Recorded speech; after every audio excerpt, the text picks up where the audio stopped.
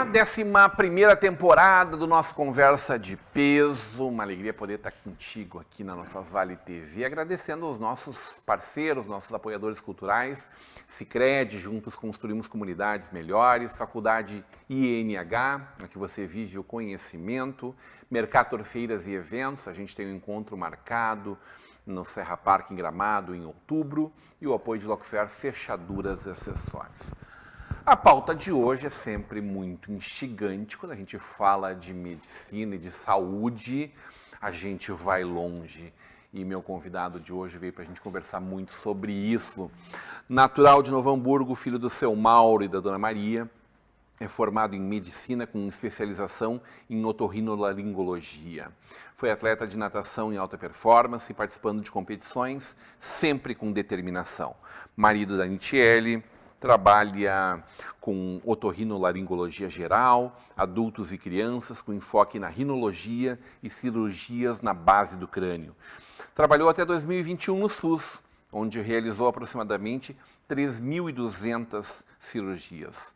É, desde 2023, apresentador do programa Pergunte ao Doutor pela Vale TV. Hoje teremos uma conversa de peso com o Rodrigo Pozzi Baiuchi. Doutor Rodrigo, pergunte ao doutor agora. Sou eu aqui. Como é que está do outro lado dessa mesa aí, doutor? Obrigado pelo convite. Como tu já disseste, estou em casa, então não tem nem por que eu sentir constrangimento de estar aqui no teu lado. Tem que ficar feliz por a gente estar dentro da casa da gente, né? E estou aqui feliz novamente hoje como convidado, e não é a primeira vez que eu venho na televisão, né? Acho que temos 2 gravações com Sem Noção do Pablo, e eu acho que tem 1 ou 2 com o Jorge também, Não é Negócio. Não é negócio. Ô, doutor, mas constrangimento também não te passa muito perto. Tu é um cara extremamente tranquilo, bem resolvido, desinibido, posicionado. Tranquilo é o cara que não é agitado. Vamos botar para agitado, ativo, sincero e falo conectado alto. no 380, assim. Tem que ser, né? Isso aqui é uma fugida do assunto. Quando eu vou operar uma pessoa ou o filho de alguém, eu não posso estar em meia fase. Eu tenho que estar mais que 100%. Eu tenho que dar o meu melhor sempre. Então eu tenho que levar a minha vida assim para fazer a diferença. A escolha da medicina era óbvia? Teu pai tentou te impedir? Meu pai, não é que ele tentou. Como eu sempre fui o cara do esporte... Teu pai é um cara conhecido por todo mundo, né? Uma grande parte. Pela atividade social dele também. Perfeito. Né? E a gente falou dele, estava tocando meu telefone e ele está ligando aqui, para te ver a conexão. Como eu estava sempre envolvido com o esporte, ele tentou me mostrar outros caminhos. Quiçá fazer uma educação física e abrir uma academia minha, onde eu poderia ter piscina para natação, musculação, outras atividades. Ofertou possibilidades. Como desde pequeno eu gostava de fazer muita coisa eletrônica, autodidata, assim, trocava motor de carrinho, ia na mecânica do Bequinha que tinha aqui na Frederico, comprava peça de carro, instalava nos carros, fazia casa de papelão, fazia alarme na casa. Ele falou, quem sabe tu vai fazer engenharia? Então, eu não, nunca disse assim, eu vou ser médico, mas lá dentro eu sabia. Uma coisa que eu sempre falo, as pessoas não se apavoram, elas acham engraçado, que as pessoas perguntam, quando tu decidiu ser médico? E eu respondo, eu não decidi, eu nasci. Quando eu era pequeno, existia um conflito de quando meu pai ia trabalhar no hospital para avaliar as crianças internadas, de eu não ir junto. Então, às vezes, eu acordava com o barulho dele e colocava a minha roupa, porque eu tinha que trabalhar no sábado. E como antigamente as coisas eram mais familiares, tipo, no Novo Hamburgo só tinha o Hospital Regina, eram poucos médicos, então os médicos ali levavam seus filhos para trabalhar. Então, lá por volta de 1983, 84, eu ia nos sábados trabalhar. Então, não é uma coisa que eu escolhi, era uma coisa que estava em mim e simplesmente foi acontecendo. Já tinha que estar lá. Eu queria estar lá. Querendo ou não, com a minha energia, com a minha saúde, eu ia brincar com aquelas crianças que já estavam em fases finais de tratamento que não me deixariam doente. Então, eu passava minhas manhãs de sábado no espaço de brincar dos doentes do Hospital Regina. A alta performance no esporte, doutor Rodrigo, é um desafio para todo esportista que almeja algo mais, né? A maior parte deles não vão participar de torneios nacionais, sul-brasileiros e tal. Tudo isso tu viveu. era algo que tu colocava em ti, essa necessidade da competitividade, de estar presente num ambiente coletivo, desafiava? Eu acho que por questões de personalidade, vou olhar um pouco pro pessoal aqui, né? Ficar só olhando para ti, o pessoal pode me olhar melhor. Eu acho que é por questões de personalidade, gente. O esporte que eu escolhi, tecnicamente, eram poucas provas coletivas. A natação depende muito de ti. E não depende de mais ninguém. Mesmo quando é coletiva, é tu que tem que fazer a tua parte na tua hora. É claro, os revezamentos que eram com teus colegas, às vezes tu não ia tão bem, mas tá tudo bem, tá tudo certo. Mas nas tuas provas individuais, que é a natação, tu não tem que depender dos outros, tu depende de ti mesmo, do teu treino, da tua capacidade mental de concentrar para fazer aquela atividade direito e ir para frente. Mas dentro do nosso país existe essa dificuldade que, como tu vai ser um atleta de alto desempenho se não tem ninguém pagando tuas contas? Então, grande parte dos atletas de alto desempenho de Novo Hamburgo da nossa época aqui, que a gente conhece, muitos tenistas, né? Pessoal da natação até, acabou tendo que abdicar do seu hobby maior, que era um prazer e que era quase uma atividade profissional, por ter que estudar e trabalhar depois na sua vida. Porque não tem apoio, não tem... Ainda é uma coisa muito... Não sei como é que está hoje, mas ainda é muito difícil tu conseguir crescer naquilo que, quando tu é um jovem, tu melhor faz. Chegou a pegar a fase da piscina não térmica? No Aliança era não térmica, mas daí a gente treinava com parceria com o Hélio Becker, né, na Golfinho, que era térmica, uma piscina menor, então era uma dificuldade para competir com quem treinava com piscina de 50 metros térmica. E tu treinava numa de 20, claro que existe uma diferença de treinamento e resistência, porque a cada 20 tu dá uma volta. O cara tem que fazer 50 para dar uma volta, então ele acaba ganhando mais resistência no treino. Me lembro do Hélio Becker e o seu Werner Cadó, botando água quente manhã cedo, na madrugada, 5 horas da manhã, para a gurizada treinar lá. Né? Mas eu treinei bastante Tava tempo junto na Golfinho. com essa- Eram terças e quintas, a gente chegava próximo das 5, né, e o treino terminava próximo das 6h30, 15 para 7, e sextas-feiras de 15 em 15. Eu sou talvez um pouquinho, 2 anos mais novo que o Adriano. O Adriano é 7,5. E Tu é 7,9. 9. Né?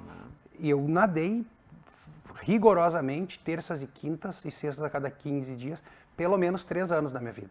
Gustavo Prado? De nadador, tá falando de fora, é mais velho que eu, bem mais velho. Eu cheguei a competir com o Xuxa. Ele era o cara lá... E é mais velho que eu. Tava nas Olimpíadas em 88, eu acho, né? 92. 90 e poucos. 92, o Gustavo. E o Xuxa depois disso, né? Sim, o Xuxa eu nadei... Chegou a dividir raia com o Xuxa? Que existiam provas assim, eram por categorias de manhã, o sul brasileiro. Mas de tarde é o absoluto, são os melhores tempos, que vão para a prova geral.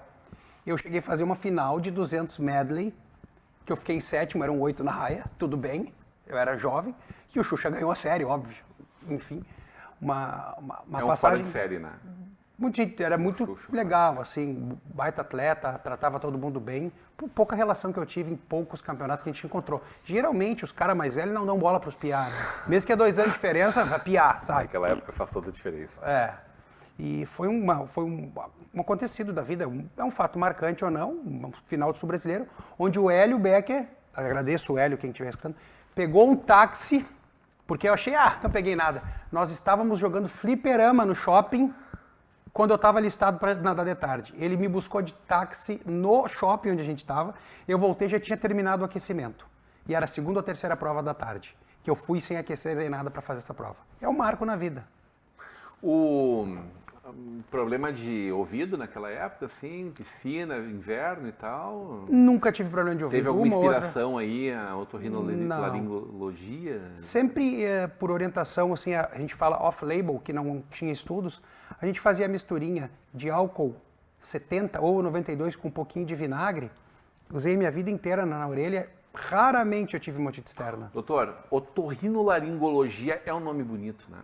É bonito e deveria ser maior, né? Porque hoje a nossa sociedade ela é composta pela otorrino, então ouvido, nariz e garganta, né? Que é a laringe, e a cirurgia cérvico-facial. Dentro da otorrinolaringologia podem ser feitas outras especialidades, ou te aprimorar em cirurgias de tumores de pescoço, incluso a tireoide, certo? tu pode te especializar em estética plástica da face, incluindo as orelhas também, certo? E como a plástica da face, todos os preenchimentos e coisas podem ser feitos pelo otorrino, a sociedade abraça isso, e as cirurgias de base de crânio em conjunto com os neurocirurgiões, onde a gente aborda tumores pelo nariz para acessar dentro do crânio. Tu falou de orelha, de cirurgia plástica na orelha. Minha mãe até tentou botar uma Super bonder? As mães botavam uma faixinha. Faixa para bobagem. É genético, né? Né? É genético. Às vezes o nenê se criou dentro da barriga a gestação toda assim. Tu já deu o sentido da cartilagem, né? Talvez um pouco endireite, mas não volta. E quem tem orelha de abano é traço genético, né? Ou orelha em elfo, que é tipo dos... Elfo. Elfo. Sabe que é um elfo, Claro. Né? Tem a formação de orelha em elfo. Agora tu falou que... São traços genéticos. Que... Traço genético. Tem como melhorar? Tem, mas é com cirurgia. Como é que se plástica. escolhe uma especialidade? Eu acho que a especialidade, o teste de vocação não é a tua profissão que vai fazer, não é o marcante. Eu acho que a gente tem que pensar muito o que é o propósito da vida da gente. E a faculdade é muito boa que tu consegue perceber. Muitas vezes tu é encaminhado ou tu vê o caminho de mestres e que tu te espelha naquilo. E tu vê que aquilo ali é a tua vida. Tem muitos colegas meus que não sabiam o que queriam desde o início. E eu assumo, eu não sabia que eu queria eu não sabia que eu queria otorrino. Os meus colegas batiam do início ao fim que eu tinha que fazer pediatria. Por causa do meu pai, mas muitos professores acabavam, por nome, conhecendo meu pai, e insistiam que eu tinha que dar mais atenção para as crianças. E isso era uma coisa inata. Automático, as coisas com criança caíam em mim. E não por querer. Porque era e porque talvez... Como eu falo, inato, crescendo com um pai, médico, pediatra, uma mãe professora, eles não precisam te ensinar coisas. Tu aprende na vida deles coisas... Inato, não sei como explicar isso. E as crianças fazem parte da minha vida, mas eu não queria lidar com crianças a vida toda. Tanto é que eu fui para a cirurgia de base de crânio, onde geralmente são lesões de adultos, né? Muito mais adultos.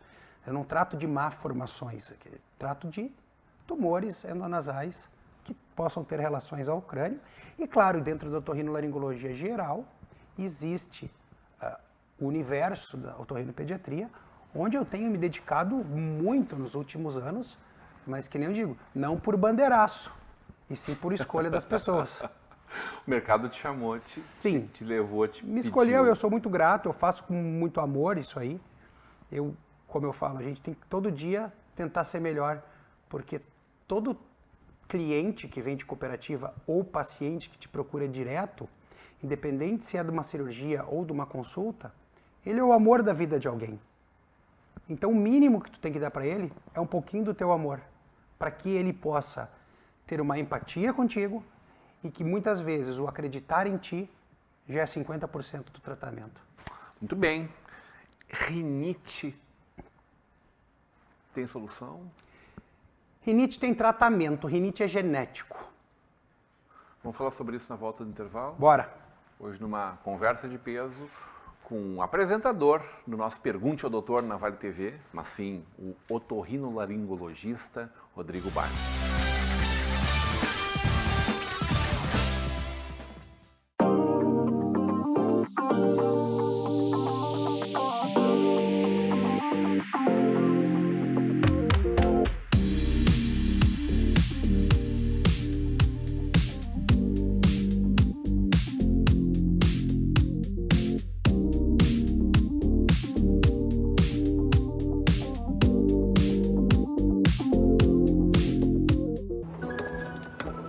Quando o assunto é investimento, quem não se sente meio perdido?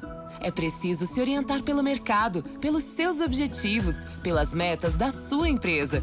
Por isso que é tão bom contar com o Sicredi, para guiar você na direção certa. Temos poupança, fundos de investimento, renda fixa e previdência. Invista com a gente. Sicredi, aqui seu investimento rende mais do que dinheiro.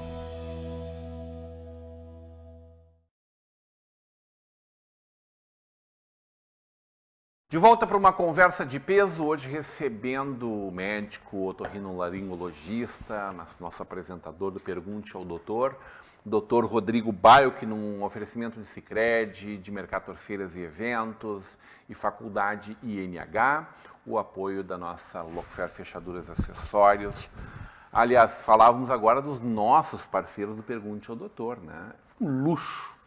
Audibel, nossa Unimed, Sinuscom. Doutor Rodrigo, é muito bom te ter com a gente e a gente vê a tua energia, a vibração que tu coloca nas coisas que tu faz. Tenho certeza que isso não é uma característica só de ti aqui. Tu carrega isso para toda a tua vida. Mas é gostoso demais ter isso aqui dentro, tá? Obrigado. Eu acho que é muito difícil, né, cara? Ou o cara é um psicopata muito vigarista que consegue ter duas caras para ser num lugar um jeito e em outro. Ou a pessoa realmente ela é aquilo, o que ela tem de propósito na vida, ela leva para todas as pessoas o seu propósito. Falando em propósito, a gente falou aqui também no intervalo, rapidinho, né? Rinite, sinusite... Ronco, apneia, tontura, zumbido, tumores do nariz, adenoide, amígdala, tudo, cara. De alguma forma, tu vai pegar todo mundo no meio da caminhada, em algum momento da vida. Tomara. É uma limpeza de ouvido que o vale. Tomara que eu esteja vivo É um para poder desvio ajudar muita gente. Septo. O nosso nariz é dividido por uma parede, chamada septo. Algo septado, algo dividido. E daí, por características genéticas, quando não for por trauma, muitas pessoas têm desvio do septo. 80% ou mais das pessoas têm desvio do septo, mas sem repercussão aerodinâmica dentro do nariz. Uma minoria tem repercussão, que é a obstrução, no caso dos vetores aéreos. Qual é o melhor tratamento? A faca. Não tem escolha. A correção, não. É osso e cartilagem torta, não tem remédio que desentorte. Que doideira. Agora, a sinusite e a rinite incomodam todo mundo. Andam que juntas, vive, né? E quem está perto também, né? Andam Sofre juntas, todo né? mundo junto. A rinite são fatores genéticos. E daí existem as rinites alérgicas e as rinites não alérgicas. O que é rinite não alérgica, Rodrigo? A rinite sazonal. Eu saio daqui de dentro, tá fresquinho.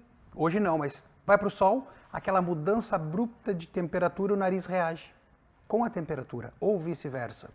Outro exemplo, tem a rinite gustativa. O cara come pimenta, na hora o nariz já entope e começa a escorrer. Não é uma alergia direta, imediata no nariz. É uma alergia que não é uma alergia. É por algum fator que te causa uma resposta, um rebote do corpo. E as rinites alérgicas, basicamente, a gente pode falar em várias coisas, né? Aquelas que são alérgenos do nosso ambiente, que respirando atacam diretamente a mucosa do teu nariz, fazendo uma microinflamação diária, onde daí tu pode juntar os ácaros, a poeira, o pólen, os fungos, os inalantes, que são fumaças, pelo de gato, pelo de cachorro, daí tem a caspa de vaca, cavalo, pássaros, penas. É uma infinidade de alérgenos que podem te causar a rinite alérgica. Já me aconteceu algumas vezes isso de... né? Tá respirando, tá comendo e daqui a pouco começa a escorrer. Pode ser algum tempero. Não sabia o que era. Pode ser algum tempero. Não é comum. Cúrcuma, Volta e meia. azafrão, pimenta. A comida quente também dá isso? Porque esquenta muito a face daí a comida quente. Sempre né? achei que fosse algo E os assim, vasos tipo, do nosso rosto, como o nosso corpo, onde tu botar calor, eles dilatam ali para liberar calor.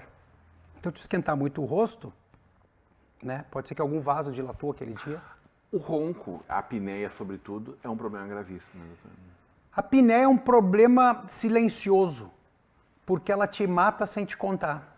Mas dá uma agonia quando a gente está assim, juntos no ambiente, numa casa de praia, todo mundo se ouvindo, e daqui a pouco o cara tá roncando, daqui a pouco ele puxa e para. Meu pai tinha isso, dava uma agonia assim, e agora?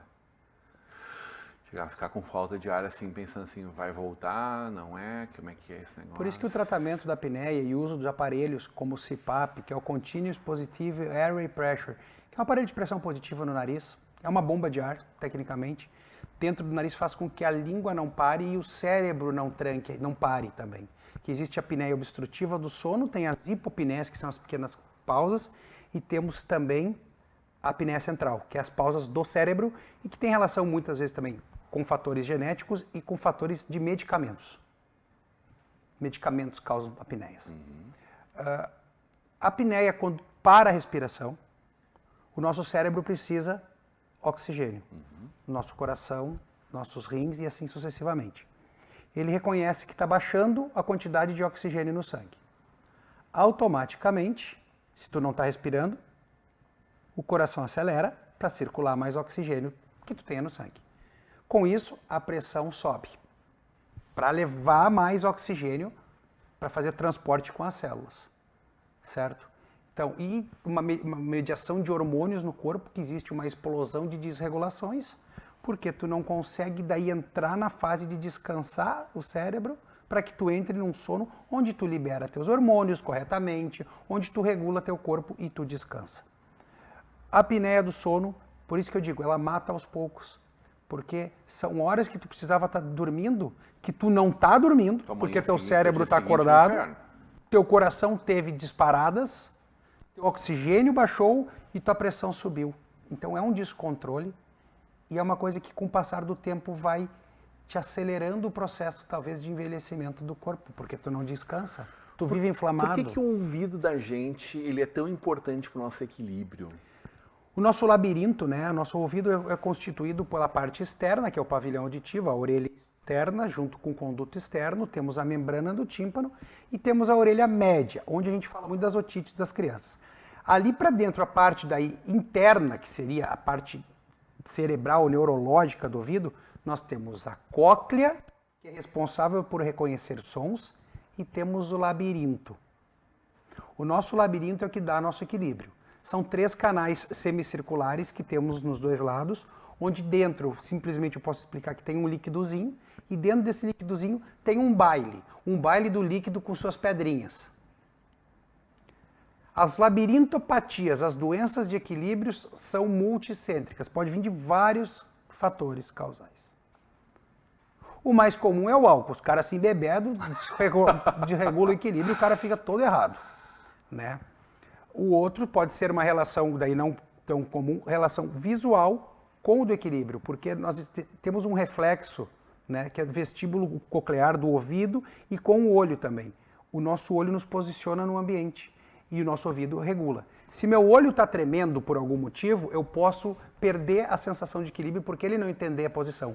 Ou vice-versa. Se eu tenho lá dentro um descontrole, o meu olho pode tremer e eu perco a sensação de equilíbrio. Eu perco minha noção espacial. Então, o que nos dá equilíbrio mais do que o cérebro é o ouvido. Mas é que o ouvido, né, o nosso labirinto, está dentro da cabeça. É um órgão neurológico, tá? Entendi. Quando se fala, ele teve uma otite interna. Então, o cara, pra mim, se não tiver é óbvio, isso... Né? Não, as pessoas também não entender entendem. É um assunto mais complexo de falar. Complexo. Se a pessoa falar que teve uma otite interna, ele teve uma neuronite, ele teve uma doença neurológica, precisou internar e tomar muitas drogas, porque é uma coisa muito grave. Uma labirintopatia, que vulgarmente as pessoas falam de labirintite, que é usado vulgarmente, e é difícil tirar, ninguém vai tirar esse termo da população, são doenças do órgão do equilíbrio, que existem vários fatores causais, como nós recém falamos, mas existe a vertigem postural paroxística benigna. O cara muda de posição e dá uma instabilidade e logo depois o corpo se acerta. Existe a vertigem fóbica. O cara que está muito ansioso, está com algum problema de relacionamento, emocional, quando bate aquela sensação de desespero nele, o equilíbrio vai, uma sensação de perdido no ambiente. Pessoas com colesterol alto é meio relativo de ver se tem relação a isso. Pessoas com hormônios alterados, sim, pode dar tontura. Tem relação com os hormônios da tireoide. Então, para falar de tontura, existe investigação. Muitas vezes são esses cristalzinhos que estão fora e que o tratamento é um exercício especializado para colocar eles no lugar deles e volta tudo ao normal. O zumbido no ouvido é mais a pressão alta? O que nos causa isso? É outro multicêntrico, ele fala, é multifatorial, mais corretamente falando. O zumbido, na maioria, que nem eu gosto de arredondar, digo, 90% tem relação com perda auditiva. Ponto. Estou ficando surdo. É isso. As células estão vivas, mas o som em ondas não está estimulando elas. Tá bem. Simplesmente falando. Então tu escuta elas vivas. Elas não estão dançando o baile do nosso som, do nosso mundo. Porque ela precisa de uma... Não é uma frequência daí, né? É uma... Como se fosse o volume, os decibéis que a gente fala, muito alto para que elas sejam estimuladas. E daí, quando tem lesão, elas não se estimulam. E simplesmente, tá, gente? Não é bem assim, mas é para entender. Elas estão vivas e tu escuta o barulho delas. Mas elas não estão dançando o baile dos sons. Entendi. E tu percebe o zumbido. A pessoa pode perceber o zumbido mais sim quando tem pressão alta, porque aumenta a pressão de sangue e tu percebe mais aquilo ali. Tem relação com o zumbido também, alterações dos hormônios da tireoide, colesterol. inflamações na articulação temporomandibular, a inflamação local aqui, porque os vasos se dilatam, então tu pode perceber mais zumbido, pode ter compressões na coluna, que é meio contraponto falar isso, mas tem gente que quando está bem da coluna não tem zumbido, quando está contraída a coluna e dor na coluna tem zumbido. Talvez tenha que ver se não está com pressão alta no dia também. E existe também as causas neurológicas com tumores de ouvido, que dá zumbido. Quer dizer, pode ser algo mais grave. Catarro atrás do tímpano dá zumbido. Ouve menos, mas a pessoa percebe zumbido. Então, tem que sempre a consulta com o médico. Não é uma simples coisa, às vezes, na maioria é uma simples coisa. É bom um cliente que chega já com mais informação, porque hoje em dia tu tem acesso a muita coisa. Joga no Google, chega lá já...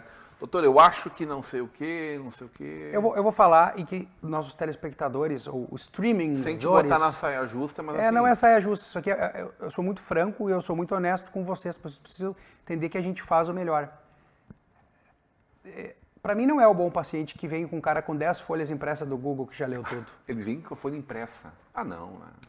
Ah, porque eu tenho isso, porque eu tenho que fazer isso, eu tenho que fazer isso, isso, isso. O cara tem que pegar, pois bem, então, pega meu carimbo e pede o que tu precisa. Pode pedir. O senhor sabe que tem, não precisa vir aqui. Então não vai no médico, tu sabe que tem, tu quer dizer o que tu tem. Então é muito, já começa... Porque, claro, o Google, tu tem que ter muito feeling para não entrar numa conversa bélica. Sim. Porque o cara chega no tempo te procurando para te ajudar ele, mas ele já diz o que ele tem e o que ele tem que fazer. É ruim, então não procura o médico. Então tu não confia nele na arrancada já. O médico tem que escutar a história, tem que escutar o paciente, ver o que sente, o que deixa de sentir, fatores que pioram e deixam de piorar, quando começou, eventos associados ao começo. Cara, existe ainda a consulta médica. Não dá para fazer achismo. Uma medicina hoje em dia, uma medicina moderna, uma medicina de precisão, tu tem que investigar corretamente, desde a história, do início, com exames, para te poder determinar o que é ou o tratamento adequado. Mas o que a gente vê invariavelmente no teu caso é uma capacidade muito grande de comunicação com o teu potencial cliente, necessário cliente, paciente que precisa de ti, da tua orientação. E isto antes de estar na Vale TV, na verdade, nós te convidamos para estar aqui exatamente por essa capacidade de comunicação, porque tu já fazia vídeos, por exemplo, há bastante tempo antes. Aliás, alguns com dezenas de milhares de acessos, né? O vídeo de 2017 foi que bombou, né? Bombou, né? Bombou. Essa capacidade de comunicação é uma alegria dentro da tua profissão ou quem sabe isso aí é alguma coisa além disso que pode te ocupar mais tempo ainda da tua vida? Tu está utilizando muito ela na nossa Vale TV para a alegria do nosso telespectador e internauta, mas também te vejo muitos vídeos muito bacanas, curiosos, divertidos, uma capacidade de conexão diferente por conta dessa criatividade, né? Cara, não sei te responder isso aí. É aquelas coisas inatas que eu te disse. Filho de professor, tá aí. Vem automático. Filho de pediatra, que eu cresci vendo palestras dele. Chefe do centro de saúde por muitos anos, organizando a estrutura de saúde. Sei lá, cara, tu vê as coisas e tem, claro que tem. A minha irmã não fala muito. Não tem o gosto de falar. E eu acho que eu me comuniquei sempre muito bem.